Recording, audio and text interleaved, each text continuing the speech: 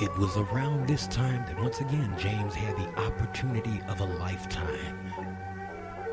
Traveling to Seoul with Chun and his assistant, he was introduced to the Grandmaster Wang Ju-wan, the head of the Chinese Korean Kung Fu Association. Through associates and friends, he found out that a Korean movie producer was looking for a black man to act in a Korean movie. Immediately, he and his instructor Chun traveled to Seoul to audition for the part. He and Chun did a fighting sequence there in the producer's office that not only landed him as the first black actor in Korean movies, but also the offer as stunt choreographer as well as fight scene technician. His learning of the Korean language was now really starting to pay off. With the permission of his commanding officer and the military, his martial arts training had taken him to a world rarely seen by the American eye.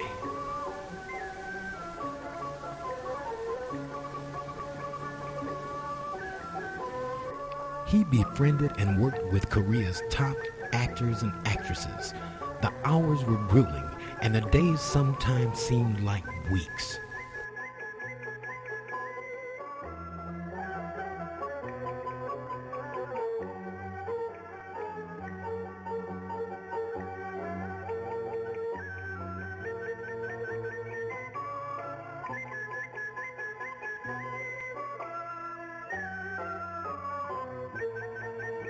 There was a fight scene that was filmed on a frozen pond. The temperature was about 20 below zero, and there had to be several takes before it was completed. This almost caused frostbite on one of his fingers. Through his efforts as an actor as well as being an outstanding musician, he was awarded one of the highest honors for entertainment by the U.S. forces in Korea. Upon the completion of his second movie, he returned to Daegu, where he found that his second kung fu teacher had just disappeared. Once again, he was searching for a new teacher. This is when he was introduced to Do Hak-soo, who, as it turned out, was a top student of his first kung fu instructor, Jun Ho-ming. Master Do was from a very wealthy family with a huge home, but he preferred to live there in the school where he taught. There was no air conditioning, and in the winter you could see salt crystals forming on the black uniforms from the sweat that immediately froze. His techniques were lightning fast like those of his teacher, and his knowledge of weapons was like that of Chun's. One of the saddest days came when his tour of duty ended in 1974, and he returned to the United States to embark on a journey into the history books. He had been trained and tested by the best. Now, what would he do with this training? He needed a testing ground, and competition had been holding a place for him.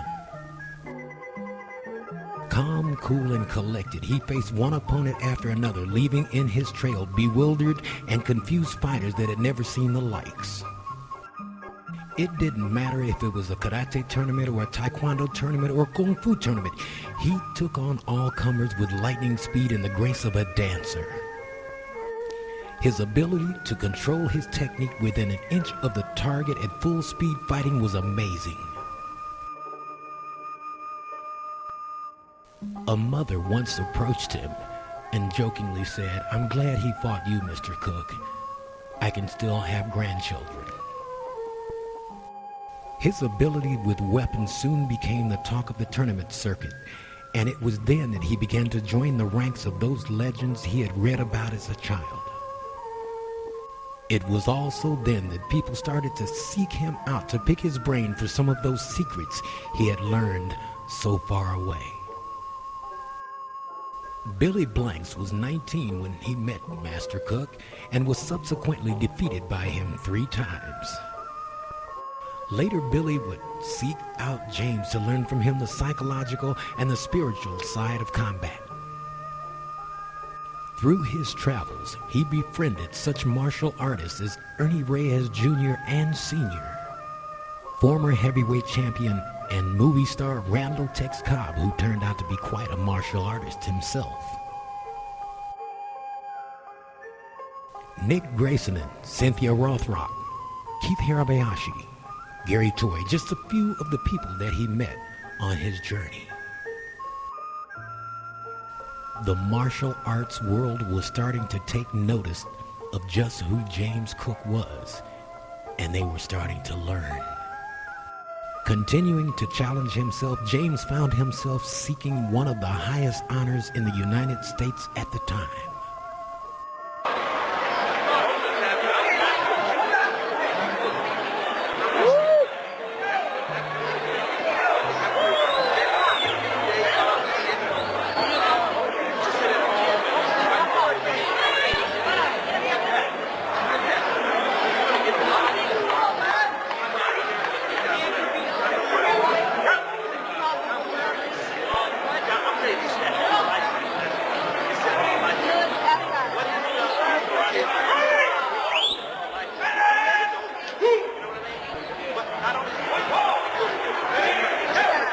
In order to achieve it, he had competed and won 95% of the tournaments he entered, taking first place in weapons, forms, fighting, and taking the grand championship. The highest award sat on the sleeve of Bill Wallace, Toki Hill, Barbara Nagel, John Pachivas, and a number of others. It was the Trias International Award given by Grandmaster Robert Trias himself. This was the goal.